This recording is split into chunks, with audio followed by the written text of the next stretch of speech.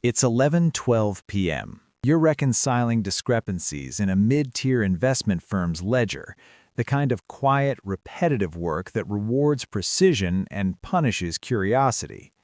You've spent 6 years building a reputation for noticing things others don't, fractions of cents that don't align, transfers that arrive seconds too early, accounts that shouldn't exist but do. Tonight, one of those anomalies refuses to resolve. A transfer moves through 3 jurisdictions in under a minute, bypassing standard compliance flags, and lands in an account that technically isn't registered anywhere. You flag it. You shouldn't, but you do. At 11:47 p.m., your system access is revoked. At 12:03 a.m., your phone rings from an unlisted number. The voice on the other end doesn't introduce itself. It doesn't need to.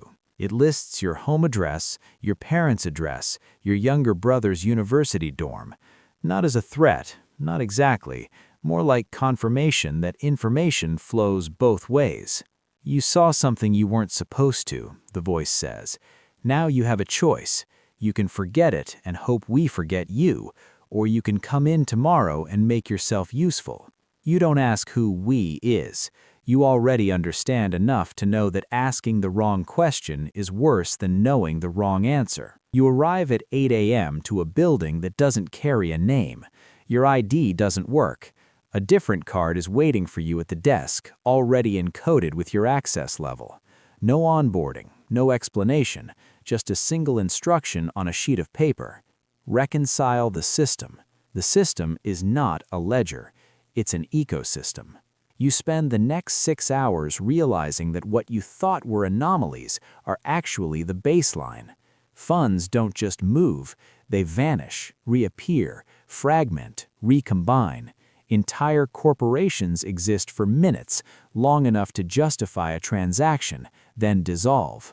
Sovereign wealth, criminal proceeds, black budgets, private fortunes, everything converges here, filtered through layers of obfuscation so complex they function as both shield and weapon.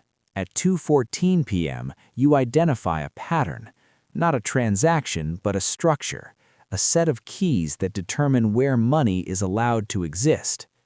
At 2:17 p.m., the same voice from the night before speaks behind you. Good, it says, you're faster than the last one. You turn. There's no introduction, no handshake, just a statement that lands with the weight of consequence. You're not here to track money. You're here to decide if it's real. That's the moment everything shifts. Not when you walked into the building, not when your access was revoked, but now, when you understand that this isn't about accounting, it's about authority. You are not observing wealth, you are validating it.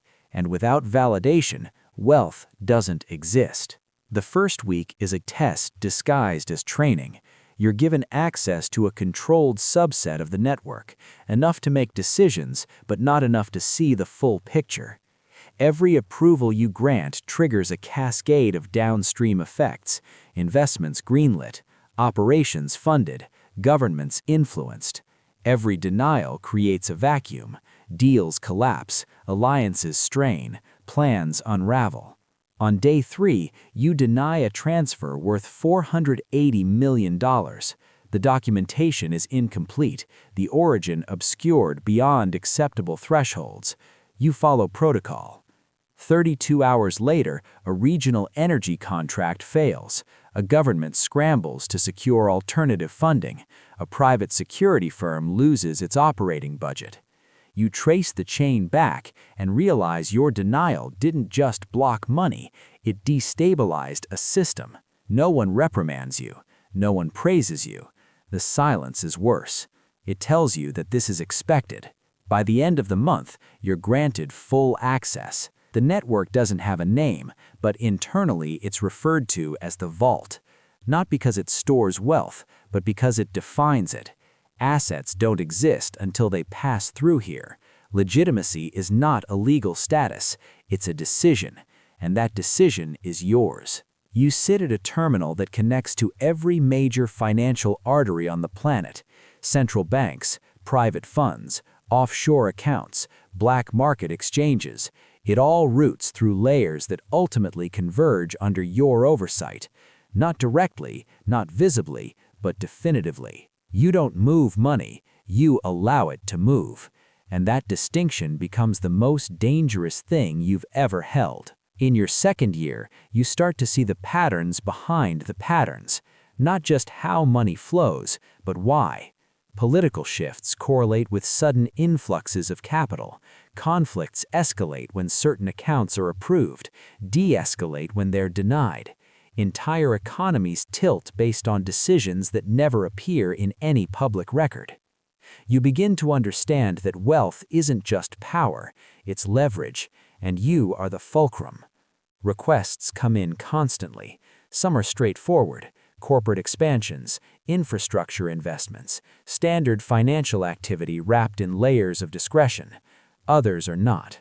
Covert operations funded through shell entities, regime changes financed through deniable channels, individuals who shouldn't exist on paper requesting access to sums that could alter entire regions. Each request is accompanied by data, justification, risk analysis, but the final decision isn't algorithmic, it's yours. You develop a framework, not a moral one, that would be too simple, but a strategic one. You weigh stability against volatility, long-term consequences against immediate gains. You start thinking in systems rather than transactions. Approve this, and a government stays in power. Deny that, and a rival gains ground. Delay another, and both sides weaken. You're not choosing winners, you're shaping outcomes. In your third year, someone tests you. A request comes through that looks routine on the surface, an asset consolidation involving multiple high-value accounts. The documentation is flawless, the routing clean, the justification aligned with existing patterns. It should pass without scrutiny. But something feels off.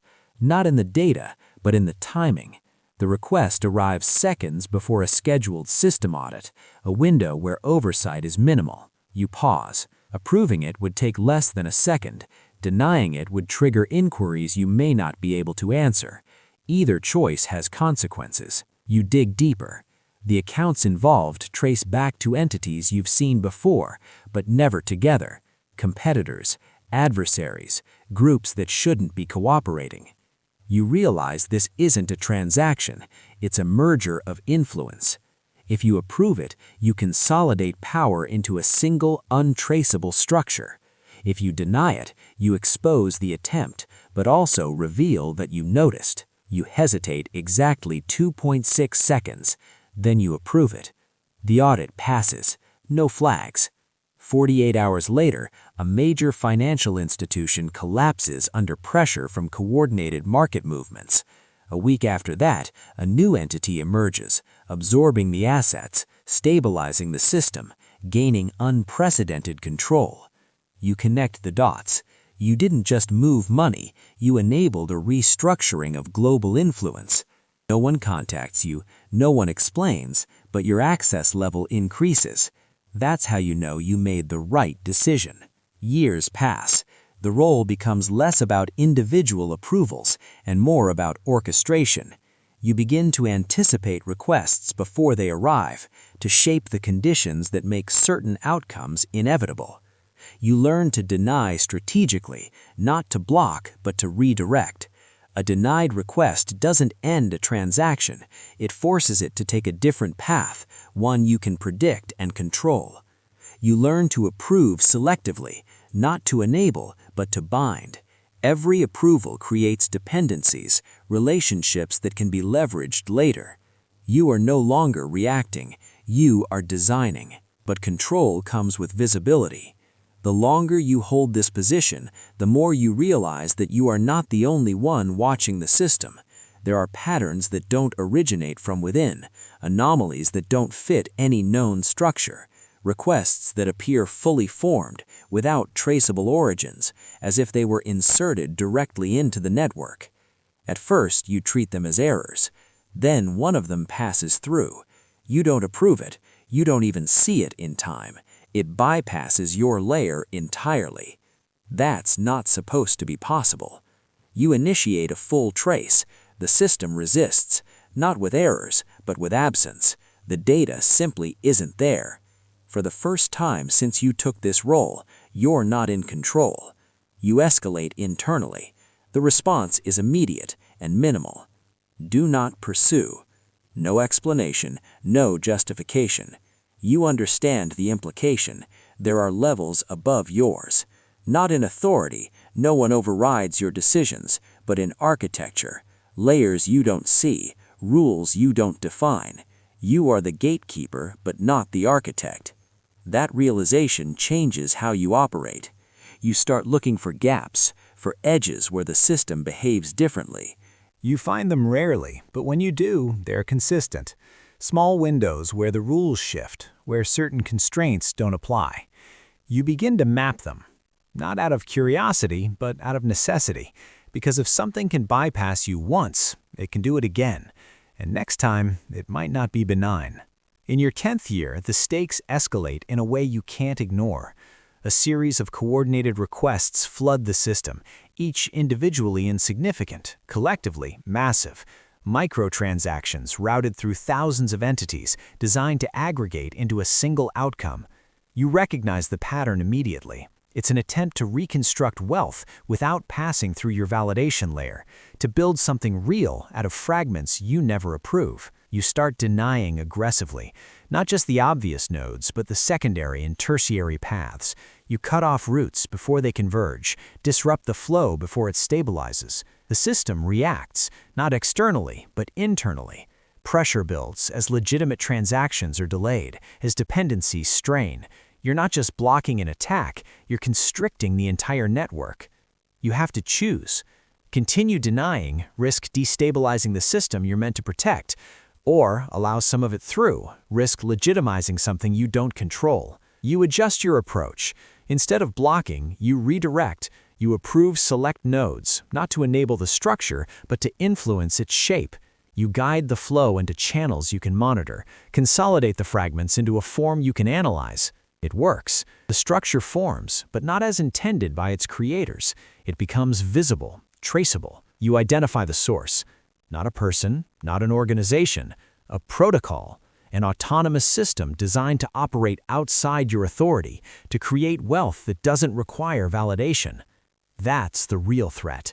Not losing control of money, but losing the definition of it. You can't shut it down directly. It doesn't exist in a place you can access, but it depends on the system at certain points, interfaces where it converts its constructs into recognized assets. Those are your leverage points. You set a trap. You allow the protocol to complete a cycle, to build its structure, to reach the point where it needs validation. Then you deny it. Not partially, not selectively, completely. The structure collapses. Not gradually, but instantly. Billions in constructed value evaporate because you refuse to acknowledge them. You wait. The protocol adapts. It tries again, altering its paths, its timing, its composition. You repeat the process. Approve enough to let it build. Deny at the moment it needs you. Over time, it weakens, not destroyed, but constrained, forced to operate within boundaries you define. You've reasserted control. But at a cost. The system is more fragile now. The edges you mapped are no longer theoretical, they're active points of tension. Every decision carries more weight because the margin for error is smaller. And you are tired. Not physically, that stopped mattering years ago, but cognitively. Every choice branches into consequences you can't fully predict. Every approval or denial echoes across systems too complex to model completely. You've built frameworks, strategies, heuristics, but at this level, there's no certainty, only probability and responsibility. You start to wonder what happens if you step away. Not in theory, there are protocols for succession, but in reality, can anyone else hold this position the way you do, make the same decisions with the same understanding of the system's nuances? Or does the system reshape them the way it reshaped you? You don't get to find out. One night, though time doesn't feel segmented like that anymore, you receive a request unlike any other. It's not large, not complex, not urgent. It's simple. An individual account, modest by your standards, requesting validation for a transfer that would barely register in your first year. But the origin is blank. Not obscured, not hidden. Absent. You try to trace it, there's nothing to follow. You check the destination, it's real, verifiable, consistent. The request shouldn't exist, but it does. You hesitate longer than you have in years. If you approve it, you legitimize something that came from nowhere. If you deny it, you assert that existence requires your acknowledgement. You realize that's the core of your role, stripped of complexity. You decide what is real. The weight of that settles in a way it hasn't before, not because it's new, but because you're finally seeing it without abstraction. You think about the years, the decisions, the systems shaped and reshaped, the wealth that exists because you allowed it, the wealth that vanished because you didn't. You think about the protocol you constrained, the edges you mapped, the layers above you that you'll never fully understand. You make your decision.